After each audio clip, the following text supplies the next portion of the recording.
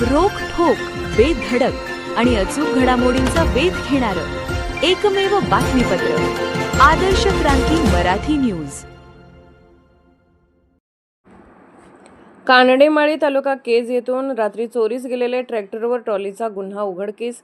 स्थानिक गुन्हे शाखेच्या धाडसी कामगिरीमुळे सर्वसामान्य शेतकऱ्यांना न्याय।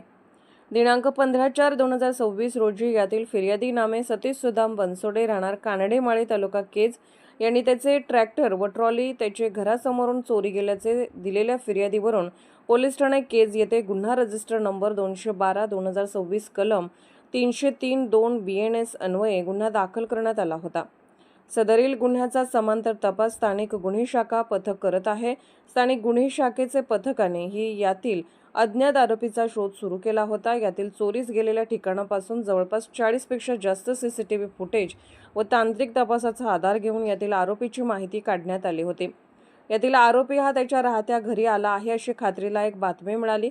दिनांक 17/4/2026 रोजी 9 वाजण्याच्या सुमारास पायतळवाडी तालुका माजलगाव येथून सापळा रचून आरोपी नामे रामदास आसाराम श्रीराम वय 25 वर्ष राहणार पायतळवाडी तालुका माजलगाव यास ताब्यात घेतले।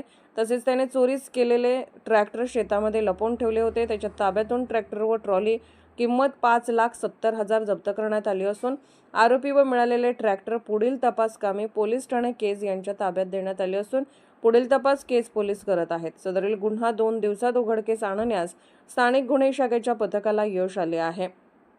तरी सदरील कामगिरी ही श्री नवनीत कावत पोलीस अधीक्षक बीड, श्रीमती चेतना तिडके अप्पर पोलीस अधीक्षक अंबेजोगाई, शिवाजी बंटेवाड पोलीस निरीक्षक स्थानिक गुन्हे शाखा बीड यांचे मार्गदर्शनाखाली स्थानिक गुन्हे शाखेचे पोलीस उपनिरीक्षक महेश बिगणे, पोलीस हवालदार जफर पठाण, बप्पासाहेब घोडके, दिलीप गीते, विकी सुरवसे, गणेश मराडे व विकास राठोड यांनी मिळून केली आहे।